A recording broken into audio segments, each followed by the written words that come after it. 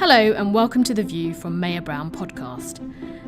This is a fortnightly podcast series for employment lawyers and HR practitioners which highlights developments in case law and legislative changes of importance to UK employers. It's presented by Nicholas Robertson, the head of Mayor Brown's London employment team. This podcast is available via iTunes, YouTube and the Twitter feed Nicholas Robertson, Twitter handle @NicholasRobert11. It is also now available on Spotify, Google Play and Yahoo. The time spent listening to these podcasts can count towards your continuing education requirements. And at the end of the podcast, we will explain how to get in touch if you wish to claim credit for continuing education purposes or if you have any comments or questions. Hello and welcome. This is the second of our two podcasts looking at cases of significance during 2019.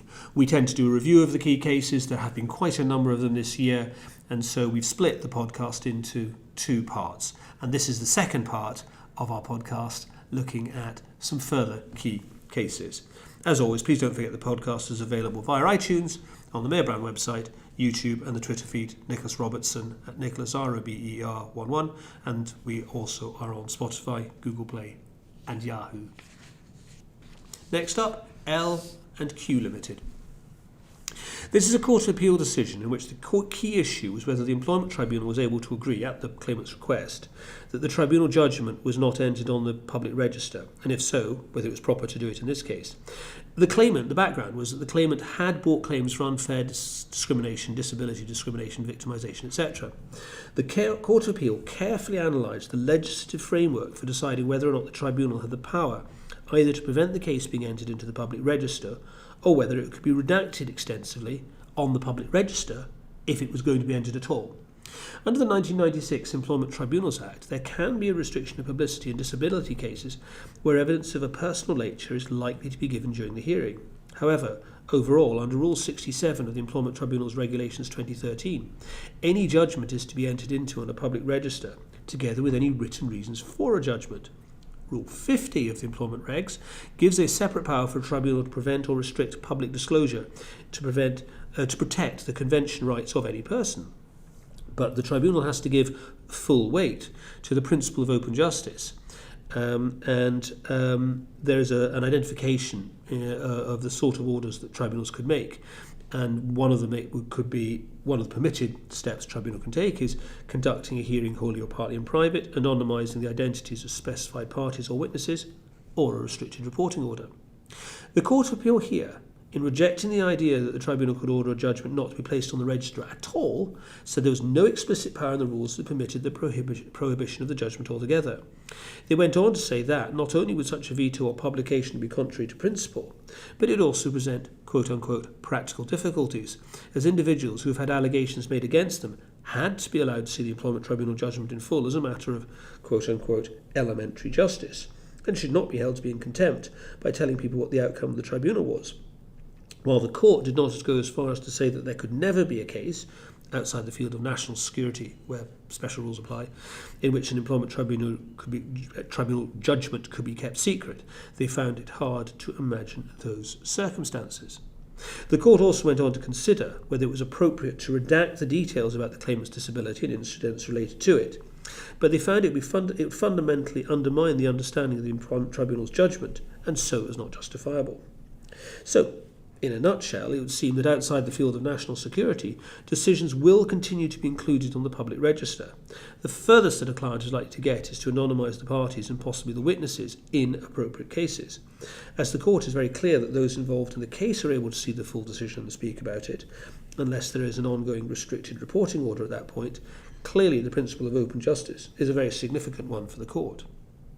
I also think this case shows that claimants may themselves be very concerned about being identified in public document, and so there may be plenty of employees who will have every bit as much concern about engaging in public litigation as we know employers do. So that's L&Q Limited. Next up, Mackenzie and Chancellor, Masters and Scholars of the University of Cambridge. This is a judicial review application which made its way up to the Court of Appeal. The case confirmed that the only remedy for failure to comply with the reinstatement order is the additional award specified in the legislation. And the background was that the employee was dismissed in 2013. She asked for reinstatement back to her old job after she won her case. The university claimed this was not reasonably practical, and the tribunal didn't agree with the university and ordered that she be reinstated. That would have given her ongoing continuity of employment, but more importantly, £102,000 in back pay and benefits, which she'd lost by virtue of the dismissal. The university decided it did not wish to reinstate her and paid her instead a sum of money, which they said was the maximum sum the tribunal could award against it for failing to comply with an order to reinstate her, and the maximum sum was £107,000. The claimant's argument was that she was entitled to an order from the court requiring the university to reinstate her. So the claimant said this was by way of enforcing the tribunal's order. Where a reinstatement or re-engagement order is made and is not complied with, then, unless it's not practical to have the employee reinstated or engaged, there is an additional award payable on top of the unfair dismissal damages, capped in the normal way. Tribunal will assess the additional award, which in an ordinary unfair dismissal claim will be between 26 and 52 weeks' pay. There is nothing explicit in the legislation which states that the employee, as an alternative, can choose to ask the High Court to grant effectively a mandatory injunction to enforce the reinstatement or re-engagement order. The question is, was there such a right by any other legal route? The Court of Appeal found that it's clear from the legislation there was no freestanding right to require reinstatement. It also found that the claimant was asserting would effectively mean a mix of High Court and employment tribunal jurisdictions, which had not been expressly legislated for. Furthermore, the High Court would effectively have to undertake a degree of review of the tribunal's decision rather than simply enforcing it. The Court of Appeal also pointed out that Parliament and the courts had both been very cautious about requiring parties to work together in an ongoing relationship where one or other party no longer wishes to be in that relationship. So, claimant lost her case. I think it's very likely this was always going to happen because had the Court of Appeal decided matters the other way, it would have been a very significant extension of the remedies available to an employer. Nonetheless, it does emphasise that if you do have a tribunal case, that you lose and reinstatement is ordered. In practice, the employer has a choice between reinstatement and simply taking the hit on the additional award. So that's Mackenzie and Chancellor, Masters and Scholars of the University of Cambridge. Next up, Chief Constable of the Police Service of Northern Ireland and Agnew. Now, this is a Northern Ireland Court of Appeal case, and as such, it's not directly binding on the English tribunals, but it is a persuasive authority. And the case looked at two issues which I think are of general benefit. The first are the circumstances in which claims can be brought where underpayment of holiday pay occurred at some distance in the past. For the purpose of this decision, although the Northern Irish legislation applied to this case, it seems that the Northern Irish legislation and the English legislation are very similar. Under the legislation, it's possible to bring a claim for a deduction from pay, which forms part of a series of deductions from pay, and you can bring your claim provided you commence the claim within 3 months of the final deduction in the series of deductions. That much is clear cut. However, in a case called Bear Scotland and Fulton in 2015, the EAT decided, somewhat surprisingly, there would not be a series of deductions where there was a gap of more than 3 months between the alleged underpayments. Question for the Northern Ireland Court of Appeal was whether this interpretation was correct. They found it was not. The Northern Ireland Court of Appeal pointed out there was no definition of series in the legislation, and there is no definition in the equivalent English legislation either. They disagreed with the suggestion there could not be a series of deductions if there was a 3-month gap between the deductions. The court stated, in essence, whether or not something was a series was a question of fact, and the key question was there sufficient similarity of subject matter to show that the necessary linkage existed?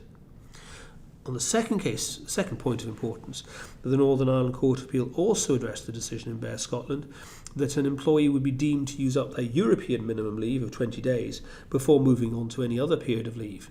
This approach would cut down on the ability of individuals to bring historic claims, would increase the likelihood that there will have been more than 3 months between the deductions, and would mean that when someone has taken most of their holiday but not all of it, the outstanding holiday would be viewed as national holiday, and therefore the rules, the working time rules, wouldn't apply. Northern Ireland Court of Appeal said there was no reason to assume that employees took holiday in any particular order, and they preferred to treat it as a composite right, so that each day was in effect part of the European leave, part of the national leave, and potentially part of the employer's own private leave allowance. I think the decision of the Court of Appeal on these 2 points is eminently understandable. I think it's plainly right that a gap of 3 months does not necessarily turn a series of deductions into a non-series of deductions.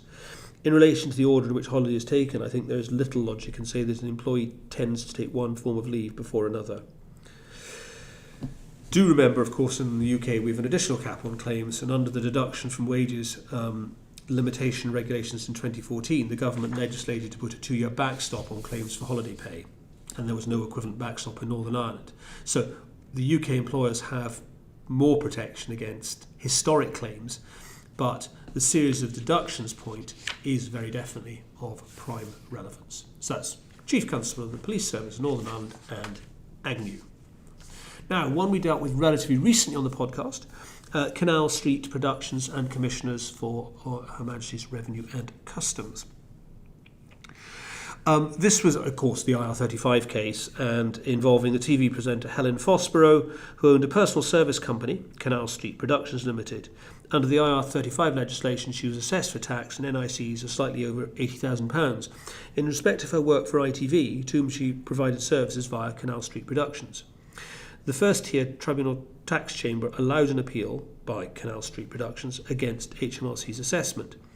Background was that Ms Foxborough had set up Canal Street Productions in 2002 and used it as a business vehicle for various presenting assignments for a range of clients. In 2009, she started working for ITV on an engagement-by-engagement basis. From 2012 onwards, a series of 3 framework agreements were put into place between Canal Street Productions and ITV relating to the provision of her services. The tribunal looked at each framework agreement in turn, examined the evidence, and found that there was no obligation on Ms Foxborough to accept any work, or for any work to be provided by ITV to Canal Street Productions. As such, there was no binding agreement unless or until a particular engagement was made by ITV and accepted by Canal Street. At that point, the framework agreements kicked in, the pre-agreed terms applied. There were restrictions, however, on Canal Street. Ms Foxborough was to be restricted in relation to some of her other broadcasting activities and in relation to certain non-commercial activities, for example, an obligation on her to maintain her health. And the evidence showed that while Canal Street's largest client by far during the relevant period was ITV, during that time she also worked for between 10 and 20 other clients. Also relevant was the fact that Canal Street engaged agents to obtain work for Ms Foxborough from other sources. The key question between the tribunal was this: if Ms Foxborough's services were being provided under a contract directly between ITV and Ms Foxborough, would she be regarded for income tax purposes as an employee of ITV? The judge found that this hypothetical direct contract would have been a framework agreement. There would have been no guarantee of work or obligation to accept it, but if an offer of work was accepted, she was obliged to perform it personally, and ITV would have to pay for it. ITV would choose where and when services were provided and would have full editorial control over any programme. There had also been the same restrictions on her activities between engagements existed in the real-world framework agreements. So would this have made the hypothetical Ms Foxborough an employee? HMRC argued that while the framework agreements themselves would not have amounted to employment engagements, once Ms Foxborough had accepted the engagements, she would have been viewed as an employee if she had contracted directly. Tribunal looked at the Ready Mix Concrete case and accepted there was sufficient mutuality of obligation during the hypothetical individual engagements. Once she had accepted it, she'd be contractually obliged to do it and provide the services personally. And that whilst she would have a degree of autonomy, the right of control ultimately lay with ITV. Tribunal accepted that if there's sufficient control of mutuality and obligation, there would be a contract of employment unless the other provisions of the contract are inconsistent with it. So, is there sufficient control of mutuality? Is there personal service? If yes, you have an employment contract, hypothetical, unless the other provisions are inconsistent with it. The tribunal looked at this third condition, i.e. the other provisions are inconsistent. Overall, they took the view that the circumstances in which Ms Foxborough's case applied did justify an inference that she would be working as an independent contractor rather than an employee, even under the direct hypothetical contract. Given its findings that there had been sufficient mutuality of obligation to amount to employment, and that ITV had sufficient control when she accepted the work, it's obviously a slightly surprising conclusion that she would still not have amounted to an employee. Well, the tribunal found it was a relevant factor there were no obligations to provide or accept work between engagements, and the obligations on Miss Phosphoro between engagements did not detract from the inference that she was self-employed. They also thought it was appropriate to look at the arrangements under which she provided her services as a whole to the wider world. Here, it was important that the arrangements with ITV were only part of the wider business carried on by her through Canal Street. Canal Street had been in existence long before she started working for ITV, continued after she ceased to work for ITV, had an independent existence. The fact that ITV provided 61 to 72% of her income during the relevant time did not detract from the wider context. Miss Phosphoro purchased, used her own equipment and engaged agents to source work. It was also a clear intention on all parties she was not to be treated as an employee, as the arrangements of employed ITV presenters were very different from the arrangements which applied to Miss Phosphoro, and which would have applied in the hypothetical contract. Finally, the judge said, they stood back and looked at it and said there was basically a series of short-term engagements for ITV. She had no guarantee of further work, and ITV had no obligation to provide work on the end of each engagement. So she won. Now, I think the case is significant as it gives an indication of the approach that the tribunal is likely to take and look at the overall arrangements, i.e. the arrangements facing out to the world as a whole, rather than just focusing on individual assignments. It does mean that where individuals are tied into one particular client, they're going to be more at risk of having IR35 applied to them, and therefore the customer is going to be more at risk of having to pay income tax and national insurance contributions. Provided other courts and tribunals take the same approach in this case, i.e. you don't just look at the ITV contract on its own, then this case, the Phosphoro case, does offer a degree of comfort for customers / end users. It wouldn't surprise me to learn that there'll be further litigation on this issue, so I strongly suspect this is something that we're going to see come up again during 2020. So, that's Canal Street Productions Limited and Commissioners for Her Majesty's Revenue and Customs. So what's the last case? Well, of course, the last case has to be Rawmale Group and Duty. This is a recent Supreme Court decision in relation to automatically unfair dismissal in cases of whistleblowing, and I would predict this will be on everyone's top 10 cases. Ms. Duty had made a protected disclosure to her line manager about a colleague breaching Rawmale's rules and regulatory requirements, and the manager reacted by questioning Ms. Duty's understanding of the rules. He also advised her to admit she'd made a mistake and to send an email retracting her allegation, which she did. He then subjected her to an onerous performance management programme, set her unobtainable goals, and she went off sick and was subsequently dismissed for poor performance by a different manager. This manager, who the dismissing manager, was genuinely unaware of the full background and had relied on the assurances of Ms. Duty's line manager that the original concerns Ms. Duty had raised had been dealt with, and she'd accepted, he said, that they'd been based on a misunderstanding. Ms. Duty brings a claim in the Employment Tribunal complaining that she'd been subject to an unlawful detriment because she'd made a protected disclosure and that she had been automatically unfairly dismissed. The issue before the Supreme Court was the automatic unfair dismissal claim. This had been rejected by the Tribunal on the grounds that the person who had made the decision to dismiss Ms. Duty was unaware that Ms. Duty had made a protected disclosure because she'd been given incomplete and misleading information by Ms. Duty's line manager. The EAT had overturned the Tribunal's decision on this point, but the Court of Appeal then subsequently overturned the EAT's decision and the Supreme Court decided in favour of Ms. Duty. In deciding that there had been an automatic unfair dismissal, the Court said, what is the reason for the dismissal? It observed, in searching for the real reason for dismissal, it's generally necessary to look only at the reason given by the decision maker. But in some circumstances where the real reason is hidden from the decision maker by someone else in the hierarchy of responsibility above the employee, as happened in this case, it's the court's duty to look through the invention rather than allow it to infect its own decision. The real reason for the decision was therefore here the hidden reason. In other words, the making of the protected disclosure, rather than the invented reason, the genuinely honest reason given by the dismissing manager. So, given that this is a Supreme Court decision, it is clearly a significant one that employers need to be aware of. The Court's judgment will also have implications when considering other sections in the Employment Rights Act, for example, ordinary unfair dismissal, which uses the same language in relation to the reason for a dismissal. However, as the Court noted in this judgment, the facts in this case were extreme. There was a decision to dismiss which was taken in good faith, and it was not simply for a decision which was wrong. It was a decision that it was a reason that had been dishonestly constructed by the employee's manager / superior and fed to an innocent party. Situations like that are likely to occur rarely. But a situation which is much more common is for the real reason for a dismissal to be downplayed and another improperly given greater weight. For example, we don't want to say to someone that they are performing badly, so we're going to make them redundant.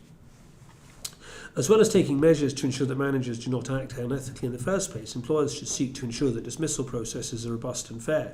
And dismissing officers, I think after this case, are going to need to be particularly careful to ensure that they are satisfied that the apparent reason for dismissal is the real reason. And that may involve testing the evidence that supports the real reason for dismissing the employee. So that's Rawmale and duty. Thank you very much for listening. We've now covered off all the key cases from 2019 that I wanted to flag, and next up will be a review of key cases coming up in 2020 before normal service is resumed. So, as always, confirm that no employees were harmed in the making of this podcast, and look forward to speaking to you about the future cases coming up in the next podcast. Thanks very much for listening. Bye. So that concludes this podcast. We hope that you find it and others in the series helpful. If you have any comments or questions or want to know how to claim continuing education credits, please email Nick at nrobertson@mayorbrown.com. Thank you for listening to the podcast.